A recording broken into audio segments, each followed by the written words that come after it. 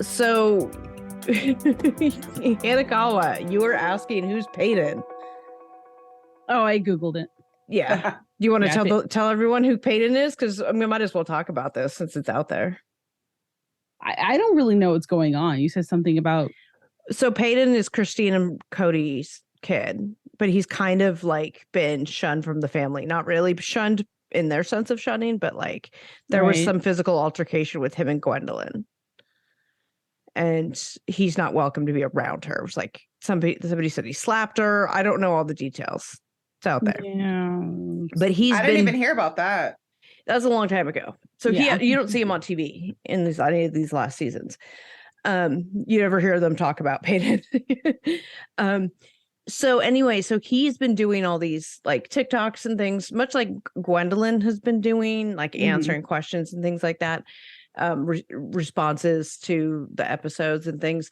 Peyton has been out there doing his version of events. Now you have to consider the source. There's credibility issues with him because of all this past stuff, and there's a lot of rumors, and that's why I'm not even really going into it because I don't know what they all are. But there was some kind of physical altercation where there's an accusation of a slap or something, but it's also like he doesn't hang out with the family. He's like not permitted to be around the family. And that just seems weird if it was just a slap, you know?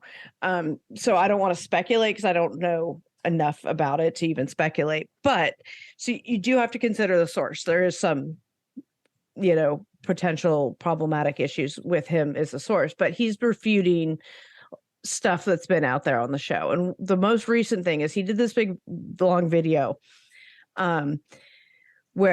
So I guess there's some rumor that Cody was trying to silence the kids that are talking shit about him, about Cody.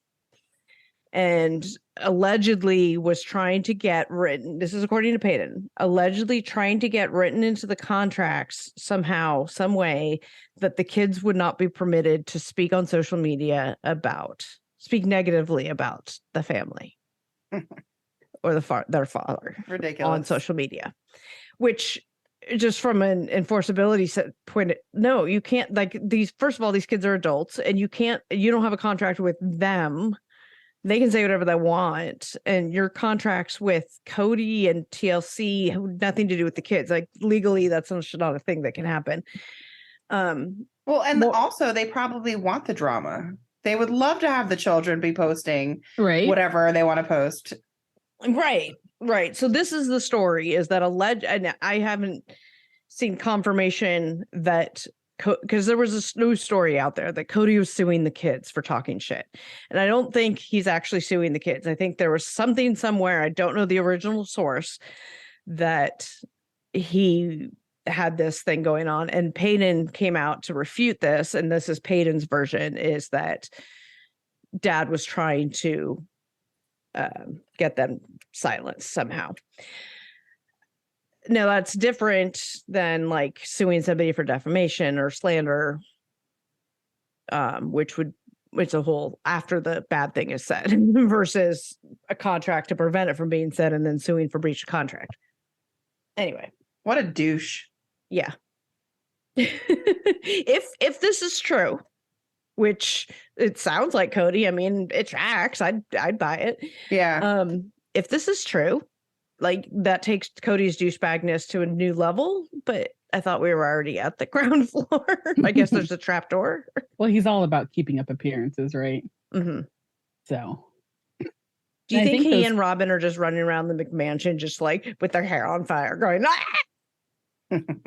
That'd be funny to see. Right? I'm having images of like, what's the Muppet? Oh, the Beaker. That runs around with the fire? I don't know. I think it's Beaker. I think so.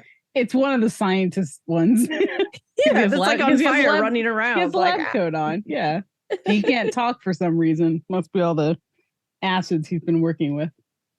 I wonder if Cody's found the podcast, the Fraudcast, our podcast. Oh my God. Probably yelling. Hey, Cody, talk shit about us. Please. Cody, would you like to be on our show? We'd love to have you. He'd be yelling too much. He'd be peeking out his mic gate. Yes, but we have editing control on this end.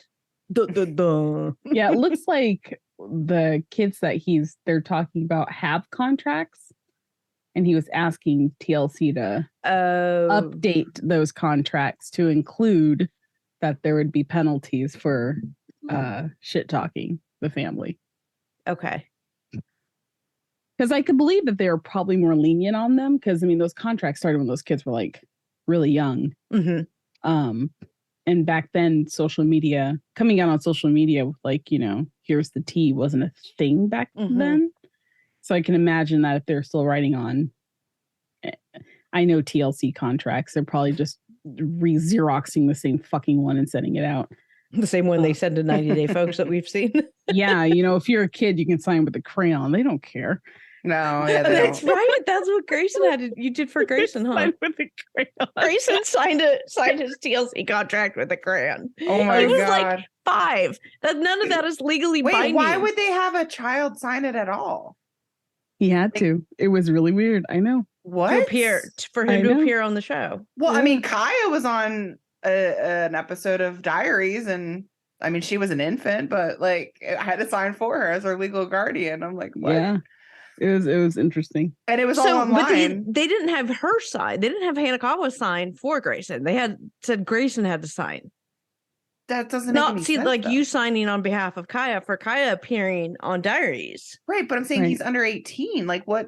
Yeah, it's not legally enforceable. Exactly. So I'm like, what is happening? I need to find it, because it literally was signed with crayon. I was like, this must be a joke. I'm like, are you guys punking me? Like, was it the color red? Because isn't that illegal in legal documentation? It was orange, actually, because I'm it was like orange, and then I couldn't find it, and I was actually there's nothing legal about anything in that scenario. I don't understand. It wasn't even really a contract. It was just a release of appearance. But still, he can't sign that. I know. I went back and forth with them, and I was like, how? I'm like, he could barely wipe his ass, and you want him to sign a contract?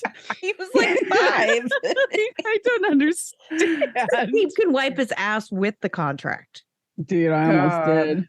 But yeah, I couldn't find it. I was on a business trip, and it was like crumpled in my purse, and I forgot about it. So I ironed it in the hotel and then sent a picture. That's how ghetto they Okay, well, you need to find that. Oh my God. Anyways, like I said, those contracts probably weren't very. I love having you robust. guys as like the insiders on peripheral characters on 90 Day. Oh, it's a mess, dude. They must not get audited, and they must not get a request for documentation for things like FOIA requests. Well, just like any requests, because I think I would be a little bit more tighter on it. You know, whenever I write something for my job, and granted it's the government, I write it knowing that someone's probably going to request it. Yeah, same. I don't add comments. I don't have drafts. I don't have anything that's going to be negative, because they can snatch it right from you. I've literally had my emails become attachments, exhibits in motions at work. So they become public. They're like, Katrina said in this email, attached exhibit A. Mm-hmm. So LOL, hamburger sounds great for lunch. Did you see that new episode of 90 Day? I haven't seen it at all. No, like in the email. Oh, I love it. I haven't seen it either. I haven't been watching it. Like the 18-part tell-all was just no. Yeah. I gather everybody is broken up. That was not a real couple to begin with anyway. So just I don't know. Ed and Liz were never a real couple.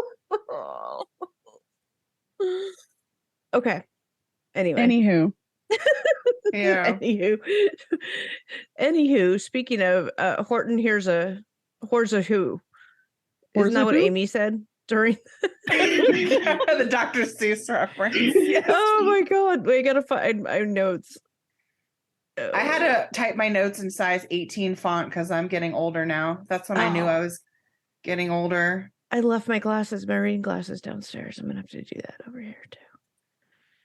Yeah, she said something about Horton whores a who or Horton here's a whore or something. Horton here's a whore. I don't think that's Dr. Seuss. Because I had the closed captions on, plus they put the closed captions on for them most of the time anyway. I know. Kentucky. Well, I mean, Dr. Seuss, he had some art. Oh yeah, he had some sexy art. Taking? Yeah. We're gonna be talking about 1,000-Pound Sisters, y'all. New season 4 just started today. Not a whole lot of substance in this first episode, so we'll go over a little bit of it, whatever, and it happened and stuff. But can I talk a little bit about this case real quick? Which one? The one that I was almost a juror on the jury for. Oh yeah, they gave you the boot. So I was in jury duty last week. We talked about this some. I have to make sure I pull up the right article. The Fairfax County cop sex trafficking. Yes, that's so I was on jury duty a couple weeks ago. Whoa. What happened to your screen? I don't know. You look like a Dr. Seuss character. I do. No idea what's happening. Whoa, that is so weird. I thought I was like tripping or something. I'm like, it does look like I asleep? Did I fall asleep during the podcast? It's like, yeah, I don't know. Did you know that 30 million women are impacted by weakened or thinning hair? If you're among them, know that you're not alone and that there is a solution that you can trust to deliver results. Millions of Americans experience thinning hair. It's more than common. It's actually normal, but it's not openly talked about, especially among us women. Going through it can feel lonely and frustrating, but it's time to change that conversation and join the thousands of women who are already standing up for their strands with Nutrafol. Nutrafol is the #1 dermatologist recommended hair growth supplement, clinically shown to improve your hair growth, thickness, and visible scalp coverage. Nutrafol supports healthy hair growth from within by targeting the 5 root causes of thinning: stress, hormones, environment, nutrition, and metabolism through whole body health. Nutrafol has 3 unique formulas to support women through all stages of life, including postpartum and menopause. Each formula is physician formulated using natural, drug-free, medical-grade ingredients in consistently effective dosages so you get the most reliable results. In a clinical study, 86% of women reported improved hair growth after 6 months. Over 3,000 top doctors and stylists have recommended Nutrafol as an effective and high-quality solution for healthier hair. You can grow thicker, healthier hair and support our show by going to Nutrafol.com and entering the promo code FRAUD to save $15 off your first month's subscription. This is their best offer anywhere, and it's only available to U.S. customers for a limited time. Plus free shipping on every order. Get $15 off at Nutrafol.com, spelled Nutrafol.com, promo code FRAUD. So, and I was at the U.S. District Court for the Eastern District of Virginia, which is federal district court, which is like big kick court, right? This isn't just like traffic misdemeanors and things like that. This is federal level court stuff. And so I was really excited because I never get called for jury duty. I was really excited because I was hoping to get picked, even though, they pick lawyers and things like that. But I had a lot of reasons why they would not want me on there. But I went through like a couple of these rounds of questions and stuff. And then they actually like in the jury box. And I ended up getting struck. At least one of the lawyers they took specifically struck me off. And it could be because I have, that I'm a lawyer, that my husband's in media, or that I've worked in law enforcement, all of which are things that are involved in this. So this case, so they told us generally what the case was. And then I went and Googled it after I got dismissed, and it's been in trial for the last like week and a half. And I think it's still in trial. Doesn't say that they haven't. And this story is batshit. So the general premise of it is that there's this woman who said she was involved in a sex trafficking ring. The person who trafficked her has already been in criminal court and found guilty of certain offenses. But we're in civil court now. And this woman who had been trafficked in that ring was alleging that these specific members of the Fairfax County Police Department were having sex with the madam in exchange for keeping quiet about the sex ring. So her lawsuit was against the police officers for their complicity in the sex ring. Insanity. And then there was also immigration issues because there was allegations about whether she was here legally. And then there was stuff about like the former chief, like these captains, these guys have all retired now, so they're not working. But she was supposed to have like allegedly came to Virginia to work as a nanny and a high-end escort, and would then end up spending time with wealthy clients, but not necessarily have sex with them. That's what she was originally coming here for. And then she ended up just getting like run-of-the-mill sex trafficked. And there's that whole thing. Again, that's the criminal case. It's separate. This is a civil case against the police officers for their complicity in this. And reading some of this stuff, that's testimony about like who had what, the phone numbers, like it's just like they describe it as explosive, and I'm like, God, I wish I could have been there. And that these officers violated the law by obstructing efforts to investigate and prosecute the madam, and that the four of them all hired sex workers themselves through her as well. So the cops' phone numbers were on the madam's phone, which, in and of itself doesn't necessarily mean anything. But there's a lot of really like interesting testimony about him, this being involved in this, and anyway, so that's still ongoing. I haven't looked into it, but it'll be interesting to read about for sure. To read more of what's coming out. The details. Mm-hmm. I mean, I can't say I'm not surprised, but for people that don't know about like Virginia, Fairfax County, like this is a like really highly populated area. I mean, we're talking like, and it's huge geographically. Huge. Yeah. Right outside of DC. So I'm surprised. Like, has it hit mainstream news yet? Yeah. This is it's in the Washington Post. It's in, I think it was the New York Times too. Gotcha. But it's starting to be all over. If you Google Fairfax County cops sex trafficking, you'll come up with a bunch of and first it was like the only stories that were coming up about it when I Googled it the day I got dismissed from jury duty. The only articles about it were from like a year ago when the same judge had ruled that on a certain motion that was involved, and that the case could go forward. And then now Googling it, because it's been in trial, the trial's been ongoing for the last week and a half. People are reporting on the testimony, but it doesn't say that any side is rested or anything. They originally told us like 5 to 7 day trial is what they estimated at, which I don't know, but it would have been awesome to be on that. But I have worked in law enforcement, so they might, even though my entire job is to be, impartial. That's what I do at work. Like, I'm impartial about all the things that I review. They struck me. So yep. Unfortunate, but that is what it is.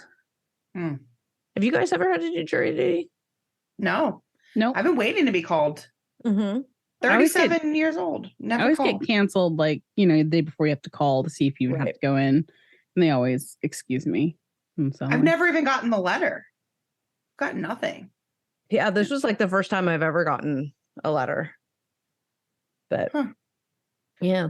And it's cool because like that particular court happens to be, so it's also right next to the jail that I used to volunteer in, who they also house some of these federal prisoners that end up getting convicted there.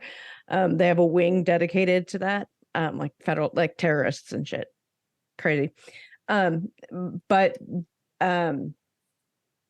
that's like the Paul Manafort cases and the big time cases that are happening. A lot of those things are happening in Virginia. because we're so close to DC. So you get a lot of those things have been in that federal court. You get spy cases, you get all, so it's like all these really cool cases that happen there. And then of course, did you get Johnny Depp? Was that near you? No. Okay, I'm joking. No, but here I did see him once. So they were in Fairfax County Court, which actually I have to be at next week because I have to go pay a fix-it ticket that I got about my registration, which is all fixed and stuff now. So now I have to go pay the fee. Anyway, so that was at Fairfax. Online? Okay. No. And I asked them that, like I asked repeatedly. I'm like, can I just, once I get all the proof of my insurance or my registration and all that and stuff, is there somewhere online? They're like, no. And I'm like, what? So I have to take like a day off work and go drive to Fairfax? Like, what? So I'm going to double check and triple check because it's not for like another week and a half. So I have time, but I've got the date like circled on my calendar and stuff. I do not need Fairfax County issuing me a warrant for failing to pay a fix-it ticket for my car registration that I forgot to re-register because I barely drive my car. Anyway, but we digress. So that was in that case, that court. The Johnny Depp trial was in that court, and my physical therapy was right across the street from that courthouse. And this was when I was doing this really aggressive physical therapy program over the summer. I was doing it like 3 days a week. I was in physical therapy. So I was there all the time. And my appointments were usually like middle of the day. And I had a later one. And so it ended around 4 or 5. And as I'm doing stuff, I'm looking out the window and I'm seeing like all these people lining up on the sidewalk with these signs that are all like they're supporting Johnny Depp signs and I'm like, what is happening? Why are they doing that? And they're like, oh, because when Johnny Depp leaves the courthouse, he drives right by here. And sure enough, right there comes Johnny Depp driving down the street. I would have been like, can we do therapy outside? It's nice outside. Can we do a So that's as close as I got to the Johnny Depp case, but I will be in that courthouse to pay off my freaking fix-it ticket. Anyway, yeah. So craziness. There's also this case. I don't know if anybody's following this case yet. Out of what's out of Boston. But she's also based in DC. Anna Walsh. They're based out of Massachusetts, and she also works like Monday through Friday in DC as a realtor, and she'd been missing for a while. And they just announced that they have arrested her husband. They'd already like charging him with some kind of like obstruction and not telling him the whole truth because she'd, I guess, been missing since New Year's Day, but didn't tell the police until later, and then gave them some false information about it. And so I guess they, probably already suspected him, charged him with those things. And then now have charged him with her murder, saying they found a knife and blood in the basement of their home. And he's already being held on a $500,000 bail after being arrested on charge of misleading the police investigation in the disappearance. So now they say he's going to be arraigned tomorrow morning in Quincy District Court. So that's like just happening. So we're following that. At least I'm following that. And I'm also still following the Idaho murder college student cases. I have spoken, I'm trying to get some criminal defense and other legal analysts or like law enforcement analysts, like somebody to talk about the evidence and the things that have been out there. Like when we last did an update, it was all the this is what's in the probable cause affidavit. But now that's been out, people have had time to analyze it and look at it and, oh, this is what this could mean and this and that and all. And there's been a lot of really good analysis that's out there. So I'm trying to get some people to be able to come on and talk about that from different perspectives. I'm hoping my friend who's a criminal defense attorney, I'm hoping he says yes, but if not, I'm still out there looking. Yeah, so we'll continue to keep you guys updated on those. Now, shall we get on with 1,000 Pound Sisters? Sure. I love these ladies. Amy calls Tammy Sasquatch. I wrote that note. I wrote that down in my notes too. You know what I love? I love how they make fun of each other, but it's all in like love and good fun. I think they but they're just like so learned. Yeah, I think they learned just like laugh first so no one else laughs at them, you know? Yeah. There's so much like dysfunction in their relationships and with each other as a family. Like that just ooze everywhere. Like mental health experts. We could talk for hours and hours and hours with mental health experts about the dysfunction in them and like why they do the things that they're doing, you know? Yeah. Whew. Definitely above my pay grade, but we're still going to do it anyway because that's what we do, right? Of course. So 1,000 Pound Sisters, we're on season 4.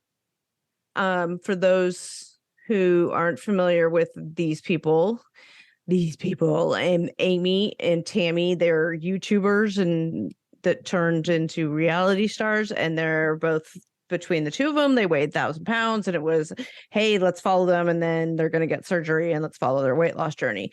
And over the season, it has morphed into more of the family is included. Their brother, Chris, was going to get the surgery, and he has in fact gotten the surgery since last season, is what we learned on this episode.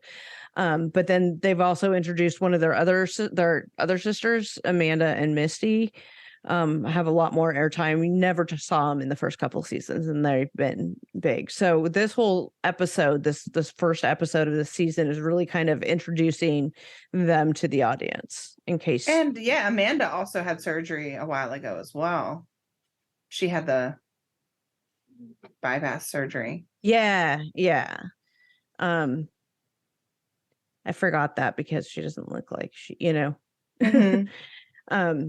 So we basically start with they recap basically key scenes from the previous seasons, and so we don't get a lot of substance, but we have where we're at from last season is Tammy is going to rehab, and then she goes to the ER and she wakes up there in the ER and she's got the trach. We spent a lot of time talking about this trach because she's got, you know, this whole trach. Why is she, you know, what happened? And she talks about how she has no memory of the day she went to the ER. She woke up a week later in the hospital. She weighed in at 717 pounds. They put her, I forget what she was at before. It was like I would think it's around 600 something. I think she did get up to 700 though at one point on previous seasons. Yeah, I think so too. Because there was an episode where her and Amy went to like the junkyard or whatever, so they could stand on the scale. The scale there. I feel like, yeah, it's crazy. Yeah. They put her in a medical induced coma. She said she could hear people's voices and can sometimes feel people's hands, but that was about it. Talks about how she got septic, from what we don't know. She talks about how they, you know, the trach process and why they do it. I guess she's not getting enough air to her lungs because she's got so much weight. I didn't understand that entirely. But it sounded fairly normal. They talked about it as needing a direct line of air in her airway, and I guess that makes sense because they don't keep her on the machine all the time. They put her on the machine like at night, but they take her off it during the day, and she has this like mister to get the extra oxygen if she needs it. So it's not an on oxygen all the time thing. Yeah, I'm really surprised. They talk about how this has happened to her like what, 4 or 5 times? 3 times. This is number 4. How has she survived each time? Yeah. Medical and medical advancement. Yeah. Honestly, like it's a quick action, and it just if she was at home alone and it happened and no one was checking on her, she'd be dead already. Right. Yeah. So, you know, I think the constant attention she had was, I don't know, but it's scary. Also, I wanted to talk about how when they recapped on the end of last season, they showed her, remember, on the family vacation refusing to get out of the van, and everyone knew she could do it. They knew she could walk up like the 3 stairs, right? It was literally 3 stairs to get inside the Airbnb. Yeah, but she had this like underlying anxiety, and I kind of think that that's what she's carrying around with her all the time, right? Oh, for sure. She's a homebody. She doesn't want to go out. She lives in fear, and it's showing up in how like her lifestyle choices and what she's doing. But I'm really hoping on this season we see that she wants to change for herself, because she said it, but is she speaking what she wants other people to hear, or does she really truly want to make a change? Because if she does, I mean, she'll be setting, such a great example for people watching the show out there that are also going through what she's going through. Like, hey, I can do it. You know what I mean? So like she's had three chances, like Chris said, 3. Now this is number 4. Is she a cat? Is she gonna have 9 lives? Like, and I don't think many people that are that morbidly obese do. So, right, and with all the issues that she's had, So all we have is, I mean, we have her. This is where we at. This is basically where we open the show. She's, these are things that have happened. She's in rehab. The other thing that they showed from last season that they were recapping was her going to like with all her friends to sit around drinking excessively. That kind of behavior that she's engaging in, and this self-destructive behavior, just like what you were saying, that like it shows a level of disregard for your own life, right? Yeah. Like you're not necessarily going to take your own life, but you have such little value for your own life that you're living it as if, because any of these things could have killed her, and it didn't kill her. And the alcohol will make everything worse and all of that too. And she still does it anyway. And I know, at least, my experience with addicts, we do those kinds of things for that reason. So I wonder, I saw that parallel and I was like, oh, that's really similar to some other self-destructive behavior I've seen. Yeah. And I think with food addiction, it's not looked on. I mean, it's starting to shift, I think, but a lot of people will just say, just lose weight, or why are they eating so much? And like, okay, but if you looked at a person that's a raging alcoholic or a drug addict, maybe you wouldn't point fingers as hard at them. Oh, well, they're suffering from an illness. Well, obviously this isn't a mental illness as well. It's just an addiction showing up in a different form. Right. So, and at their core, there's some maladjustment to life happening that we're trying to self-medicate through, and our choices of medication, self-medication, are different for all of us. And I heard too, a lot of people that actually do have the surgery that were never like alcoholics or drug abusers can actually develop those tendencies after the transfer addiction. Yeah, absolutely. Exactly. Transfer addiction.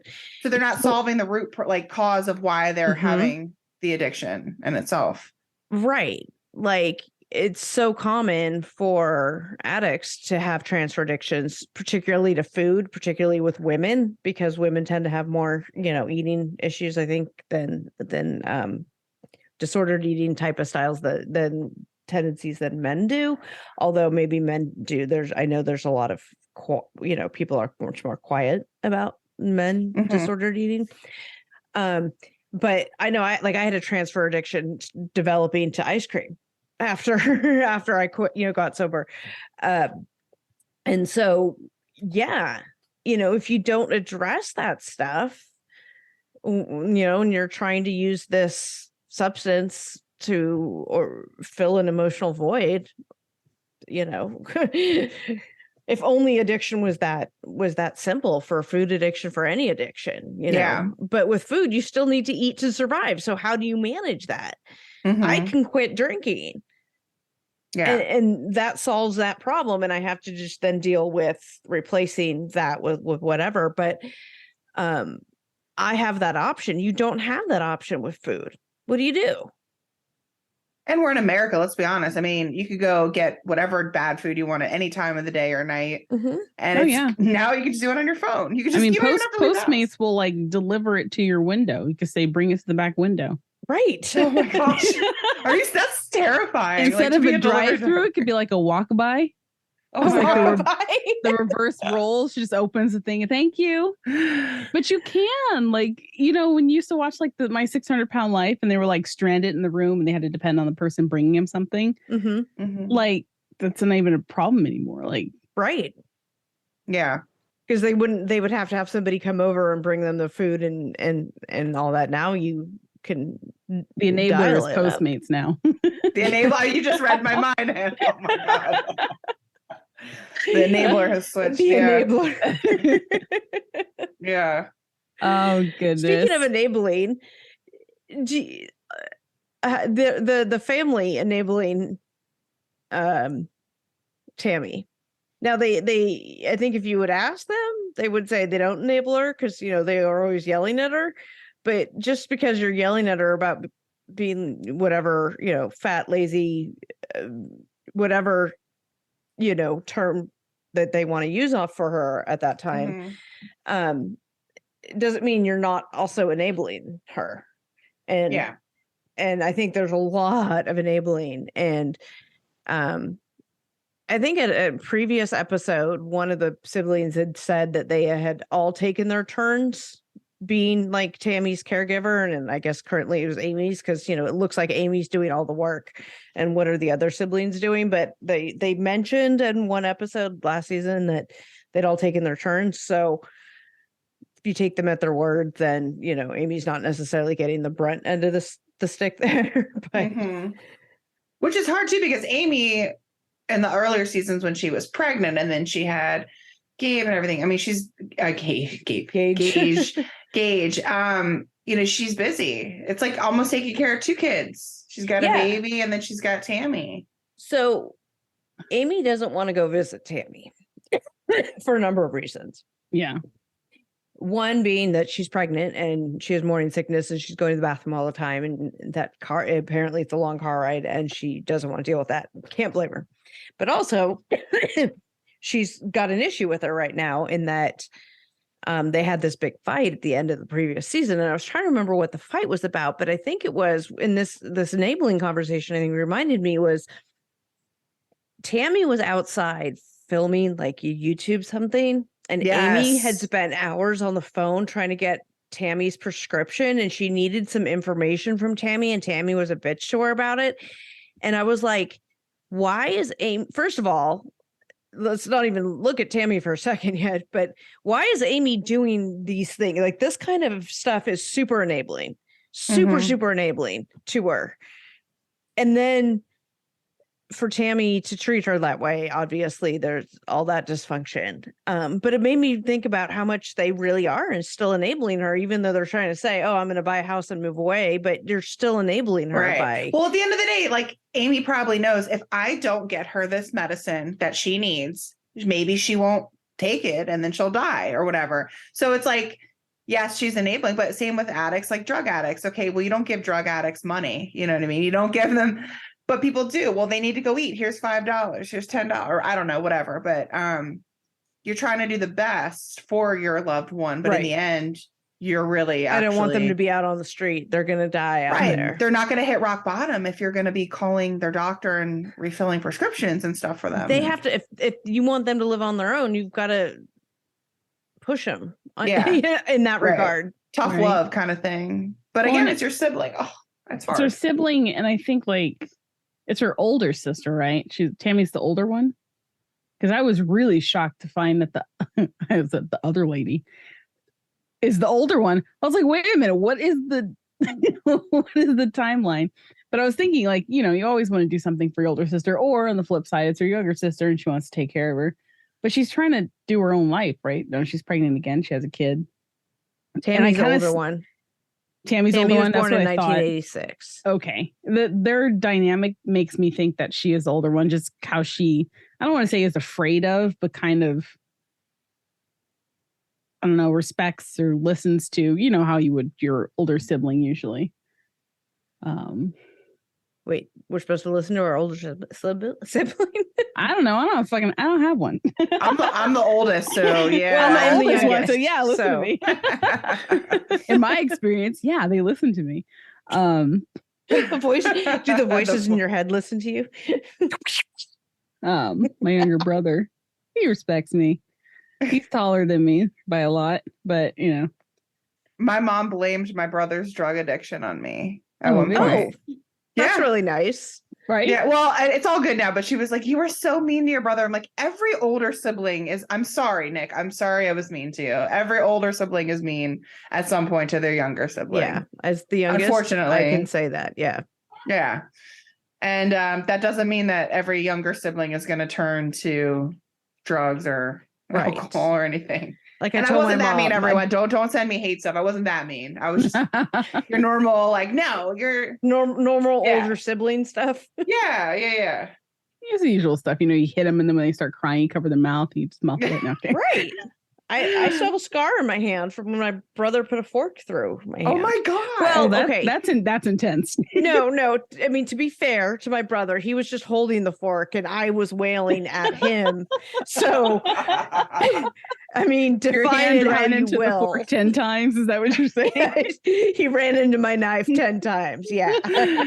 I think it's that kind of a situation here. Oh my God. It's too fucking funny. So it went right through this webbing right here. Ouchies. Yeah. And then they didn't want to give me ice to put on it. They were babysitting. My older brother and sister were babysitting me. And they didn't want to give me ice to put on it because they're like, she's going to eat the ice. Because apparently I was eating ice even back then. What? Oh my gosh. That's funny. Oh God.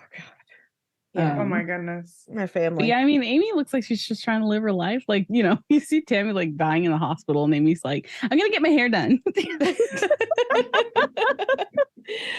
I mean, she you think about it for her. She doesn't have to be taking care of Tammy. Like she did when they lived next door to each other. It seems like a freedom. I don't blame her. She's not her sister's keeper, you know.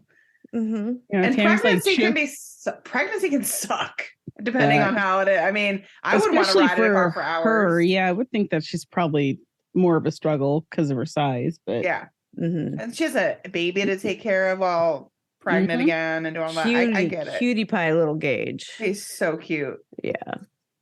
And then you have Amy's husband, Michael, who is like the hero of, although apparently he's got a past and I looked it up, but it's not that, whatever. It wasn't that big of a deal. I'll get all the details of their pasts for a future episode. But he's pushing Tammy around in all the episodes. He was doing everything. He has been pushing Tammy around in that manual wheelchair because she doesn't want to try the electric scooter because she's scared of the electric wheelchair or whatever. So she goes in this manual one that Michael pushes all the time. Yeah. And you know what? He just does it and he doesn't complain. No. He just keeps his mouth shut and just does it. Exactly. That's why he's the hero. Yeah. And in this episode, you got him in the convenience store shopping for snacks for his pregnant wife who's sitting in the car, and they're on the phone and she's like Instacarting his shopping for pick up I want chips and I want cheese. The canned cheese. I haven't had canned cheese in a while. I was like, damn, I want some canned cheese. I made a gif out of it. In her mouth. I was like, what the fuck is that?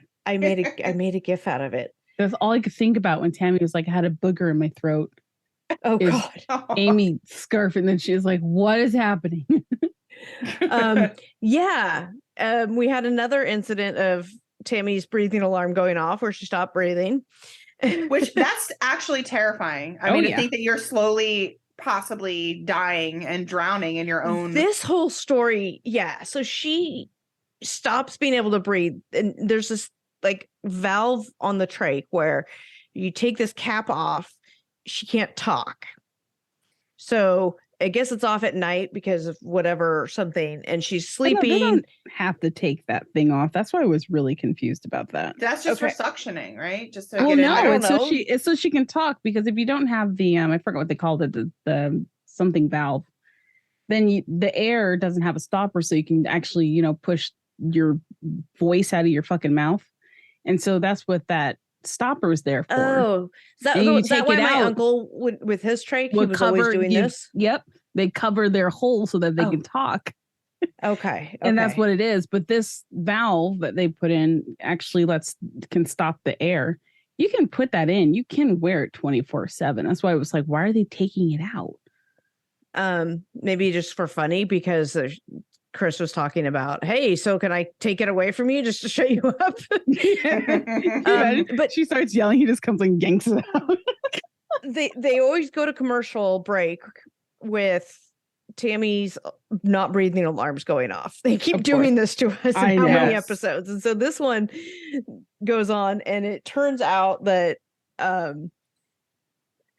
guess all the mucus that forms in the trach and tube and stuff, and it was really thick and it was blocking it, and then she couldn't say anything because she didn't have the valve cap on. So I don't know if that's just added drama, whatever. She needed some suction.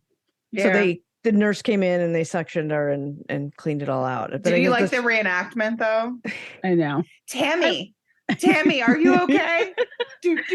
I thought about that too as I was watching it. And so my kid was walking by listening kind of, and he goes, are they just going to record her dying?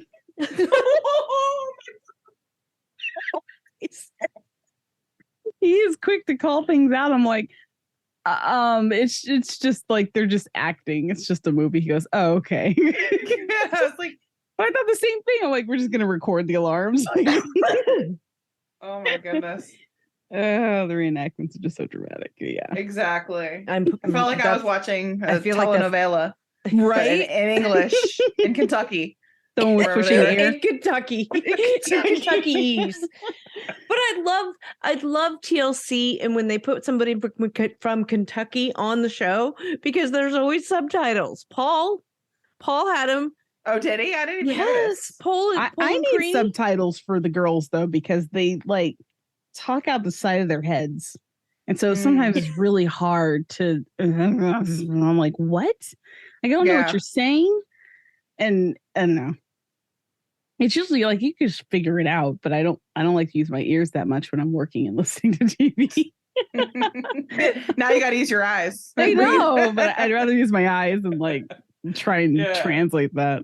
Yeah, I get some really good screen grabs of the closed captioning of what like Amy says and stuff. I love them. They're hilarious. I do too. And I just think they need lots and lots of therapy. Therapy. That's how Dr. Now says it. So I love Dr. Now. Dr. Now says you need to go to physical therapy. You gotta get therapy to figure out why you're overeating. Yeah. You need to go to psychotherapy. So that's just how I say it. And when I write it, I type it that way and it doesn't autocorrect. I was like, wait, why didn't they get Dr. Now to do the 1,000 pounds? So I think you would have threw them out the window by now. They need to, oh my God, that would be a great show. Just combining all of the different, Dr. Now, Dr. Proctor. We need the 1,000-pound sisters. Let's throw in Dr. Pimple Popper while we're at it. Dr. Pimple Popper, Dr. Now, 90 Day Fiance. They're going to find a foreign lover. Who's going to have a big zit on the back of their scalp and that needs draining. There's so that good looking foot doctor and my feet are killing me. Let's throw him in the mix. Oh, he followed me for a little while. I was like, oh, hi. I don't watch your show because feet, but I forgot hi. His name. Did you see I guess it's spoilers about Tammy and her relationship? Yeah. Tammy got married. Yeah. To a guy who also had a trach. They got married in rehab. Yep.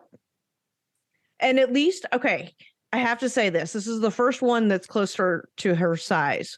That's not a feeder. All of these skinny guys that she's been dating. The last one was just gross. The super skinny guys that she's been dating that are feeders. And that last guy had dated a girl that was on Dr. Now also before Tammy.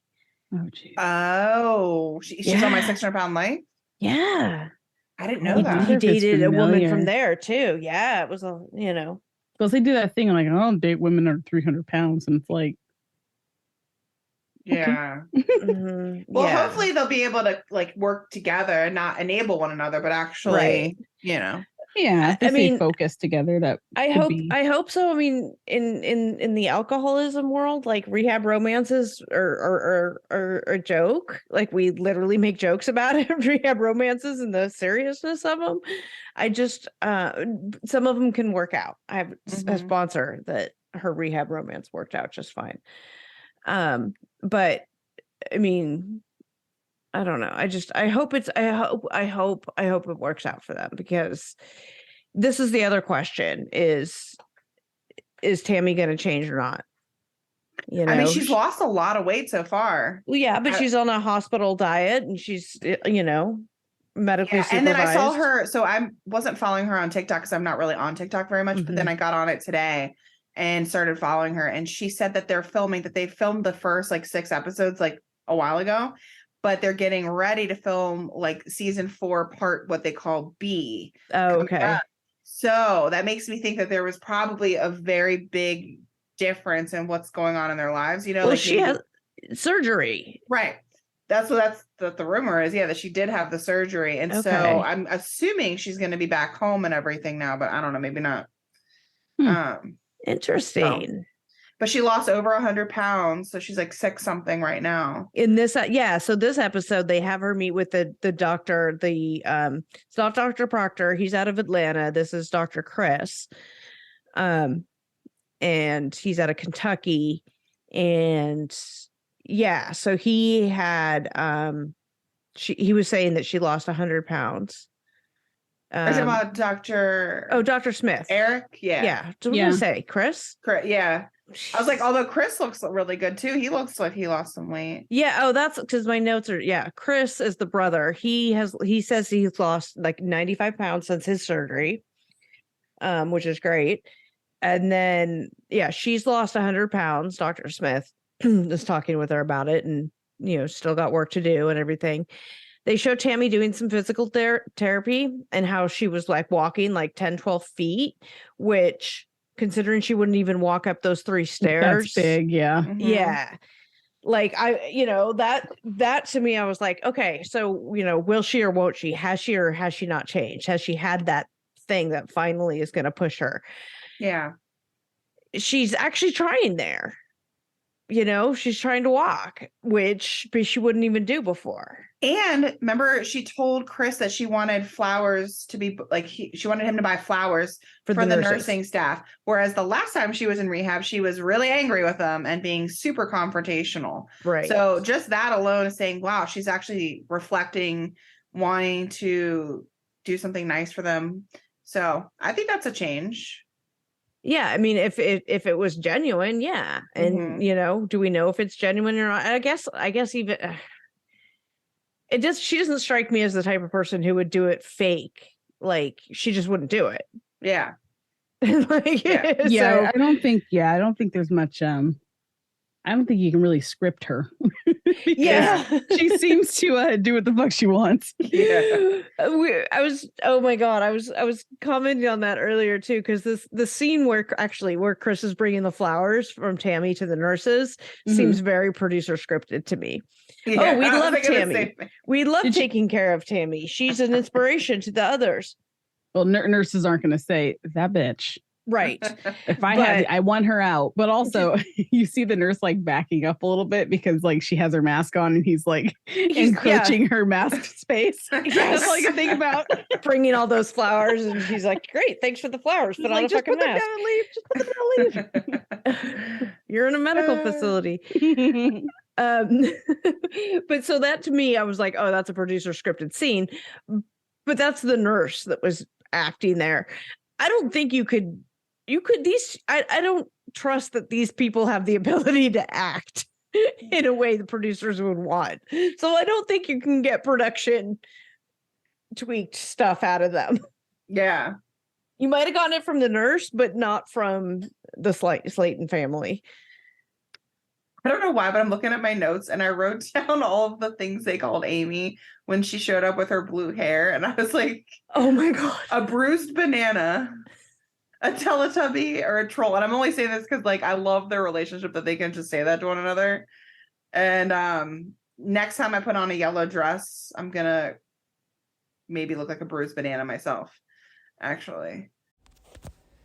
In a world where everyone was forced to leave the comfort of their homes to get their favorite drinks, a hero emerged. Its name was Drizzly, the #1 app for alcohol delivery. and it allowed everyone to compare prices on the biggest selection of beer, wine, and spirits and get them delivered in under 60 minutes or scheduled up to 2 weeks in advance. No hassle, no headache, no plot holes. But that's not all. Drizzly even makes it easy to send the gift of alcohol to your friends and family, because every occasion needs a hero, and that hero is you. So if you want to spend more time streaming and take destiny into your own hands, download the Drizzly app or go to drizzly.com. That's DRIZLY.com today. Dun dun dun. I'm going through my notes to see. Because she the blind in one eye. Did you write that down? she let and she was letting Gage pick out the color of her hair, and then they did the big reveal of it's blue. Which everyone watching or listening, you can't see Katrina's hair, but actually Katrina has blue hair too. I said they're like twinsies, but not at all. Not at all, because Lauren did a much better job on my hair. You I have like the blue different purple hair right now. You have the different shades. Yeah. The only thing I have on my notes is sorority Tammy. Why did I put that? Oh, because she was drinking. Yes. And she was in the beginning reminded me like what's happening here? Is she rushing? That's what happened. That's what I'm saying. I had to watch it like 3 times because I kept looking up. I was like, what the fuck is happening? It's hard sometimes to pay attention. It's because the episode didn't have a lot of like substance. Momentum that my like ADHD was like really running away with me today. Me too. And I was telling Katrina too before you came on, I was like, normally with a show, I feel like it's upbeat and fun. And I guess I was expecting from the season premiere it to be that way, but obviously not, because Tammy had the emergency and, they started off with that. So there wasn't much like to really write about that. There wasn't a whole lot of substance at all with this. I'm hoping it's going to pick up. It seems like they put all the dramatic stuff up front. Yeah. Hopefully and they have uphill. to get to where they are, right? Like why are we where we are? Okay, Tammy's in the rehab. They've had you have to introduce all these people. It's the first episode. I was laughing though because when Amy was on Zoom or whatever with Tammy doing her big blue hair reveal, taking off the Dr. Seuss hat. She was saying like, why did you do it? She was like, just a change from the shit brown. And as she's saying that, there's a poop emoji next to the computer screen. Was it really? Yeah, for sure. That's funny. Yeah, and I was like, oh, that's funny. Shit brown, and there's a shit right there. Yeah, took a screenshot of it because of course I did. The dysfunction in this family, though, is still like massive. I wonder if they're going to address any of that. I think they will. You think so? Do you think that I think so? They had the one season where the two of them went to therapy, and Tammy complained about not being big enough room for her or whatever, and then. Well, here's what I think: if Tammy's going to have her surgery on this season, which I think she will. I have a feeling they're going to make her go to therapy. Maybe she'll actually participate this time, because remember, she didn't really participate before. She got really angry and combative, and hopefully in doing so, maybe they will show, maybe it will be like expanded to the rest of the family more so this time around. Maybe not, but because they need individual therapy and family therapy, but that family therapy is not going to do any good if all they're going to do is snipe at each other. You got to get each of them alone individually. I'm surprised that their mom wasn't on season. Oh, she's just a piece of work. I know. I want to know more about her because I've heard things, I've read things, but she's I don't know. Bitch. Yeah, I don't know. That's what I feel like. She's mean. Yeah.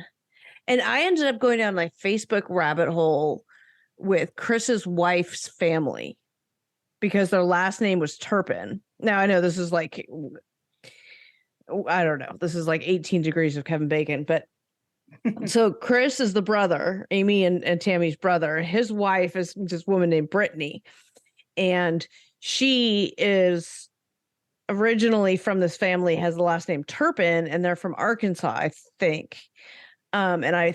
Turpin is the same last name of this. There was a mother and father who chained up 13 of their 14 kids. Oh, the California people? Yes. They were in California. Yeah.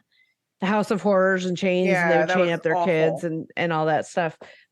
And that's Turpin family. So I was trying to do like reverse Facebooking to see if there was any connection to the other Turpins, if there was some, and I you never know. But I ended up on I was seeing some parts of backwoods, Arkansas Facebook pages of people that I was like, oh, I did not know. Okay. All right. It's like when you go down the YouTube rabbit holes, it was this. Yeah.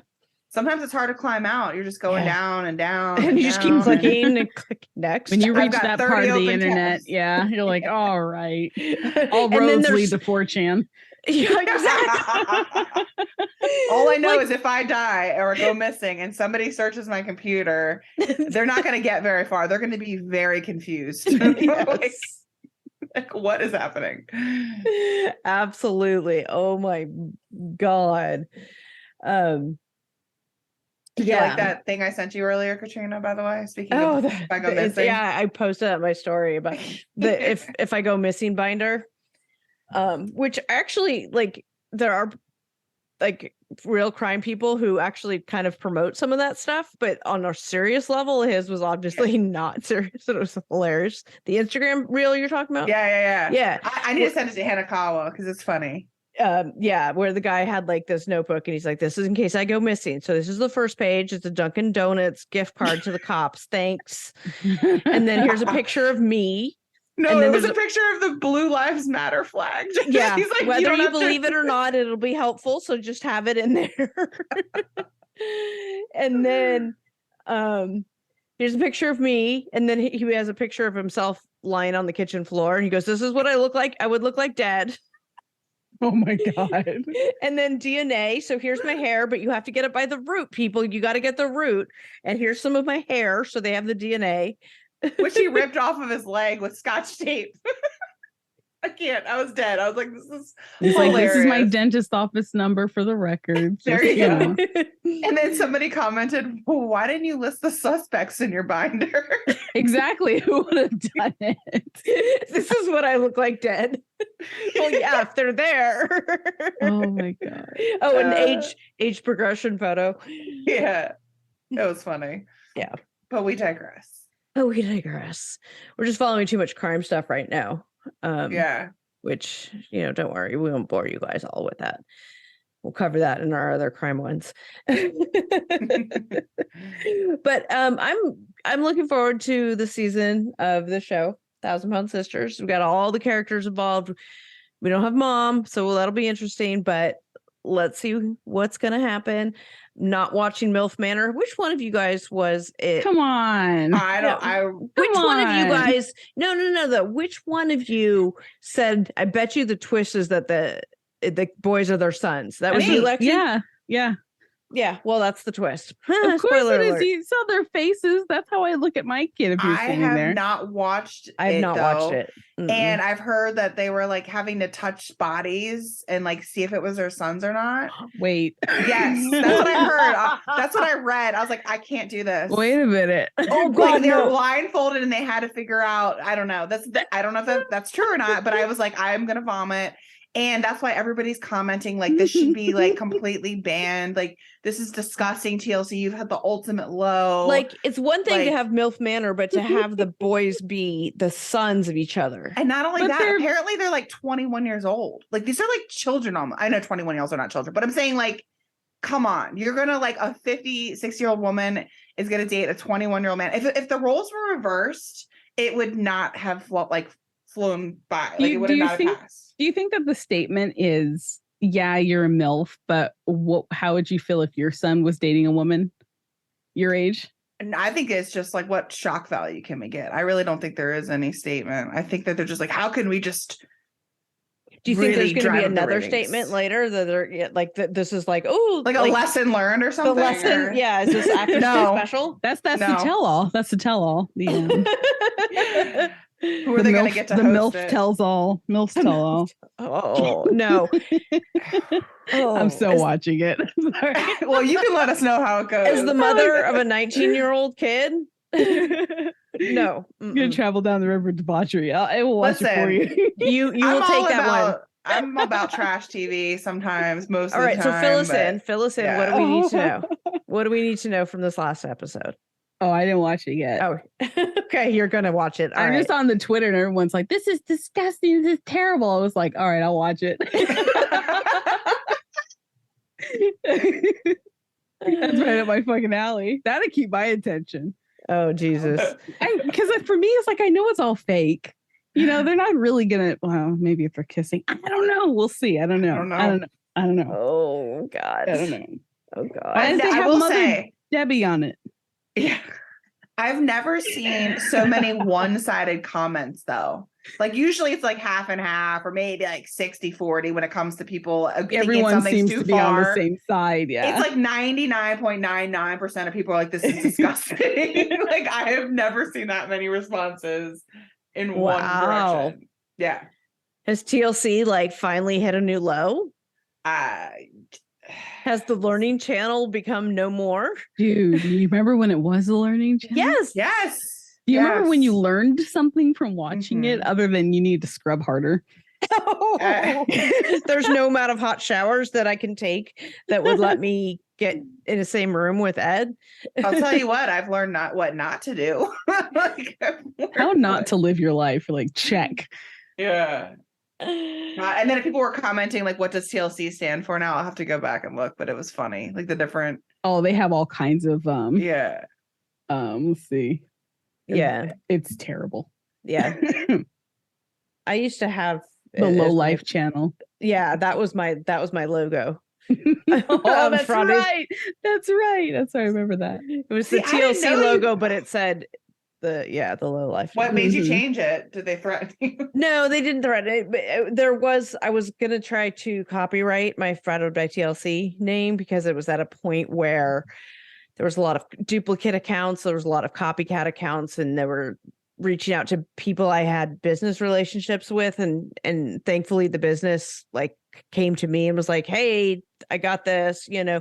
So there were some problems that I was having on Instagram and stuff, and that would be easier to protect against and defend against if I had a copyright. Gotcha. But yeah, I did try to copyright it, and you know, there was all, and then they were like the TLC. Anyway, it doesn't matter. But I ultimately decided that I was just going to stick with TLC stuff. I was expanding my repertoire. You know, I was covering like, you know, Love After Lockup, and I'm just talking about other things, and it wasn't just going to be TLC stuff. And I couldn't just say like Frauded by Matt Sharp, because that's really who it was, Sharp Entertainment. So I ended up just changing it to Frauded Media, which is then what I incorporated under, and now I have to do my taxes. So no. Figure out what I paid each of you guys. Your hosting fees. Or consultants. I don't know. You guys are. Oh, dude, I should. I'm a consultant. I'm an independent contractor. Yeah, but I don't know if we made enough money to. I don't think qualify as needing like a 1099. I don't know. Yeah, that thing. So yeah. Anyway. But there was like, you guys are in a category where like if the payment isn't above a certain amount, if it's below a certain amount, there's like it's like a tax loss type write-off, whatever. And I don't know. It's taxes and the numbers. It's probably like $600, right? I don't remember what it is. It's like slightly different than that $600 number, but I don't remember yet, because my W-2, my work W-2 isn't out yet. So I haven't started my taxes yet because that hasn't come out yet. So I haven't really looked at all any of the new laws or code or anything. But anyway, so yeah. So now it's just Frauded Media, which is how this whole thing is incorporated is under Frauded Media, because that's what it is, I guess. But tax ID number and all that stuff is. Anyway, that's all really boring inside baseball stuff. What? Anyway, I watched a show called The Trader, which is on Peacock streaming. If any of you guys have seen the show The Mole, it's just like that, but a little bit more dramatic and a little I haven't trashier. seen The Mole. That was like a long time ago, right? Yeah, but then there was a new season of it this year. Oh, I didn't know hosted by that. Alex Wagner. Really good. I recommend it. It's on Netflix. I recommend go watch that. So the show called The Trader is basically the same concept. A few tweaks, and half of the people are reality TV stars. Interesting. And like you have Brandy Glanville from Real Housewives, and you have Kate Chastain from Below Deck and all this stuff. And the other thing, at least on The Mole, people were like, okay, this is a game. We all have to lie to each other. We have to, and they get into it. These people were taking it really personally. Like there was people in tears. How can you not believe me? I'm not one of the traitors. I'm the faithful. And they were like crying and screaming. This girl, Rachel, apparently she was on Big Brother. Rachel Riley, the red hair girl? Yes, she's on it. And she throws this whole emotional fit. Oh, she did that on Big Brother. She dominated Big Brother. That's a whole nother thing. Yeah. I love Big Brother. Well, back when it was good. I'm not recommending The Trader. I'm not recommending it as like, go watch it. It was enjoyable. It was also kind of infuriating, and I'd lost some brain cells watching it. And given what I watched, that says a lot, but it was fun to watch, if that makes sense. So I'm not going to say, I would say go out and watch The Mole with Alex Wagner on Netflix if you want like a good show. And then if you watch this after, you'll be like, oh, this is just Dollar Tree, The Mole.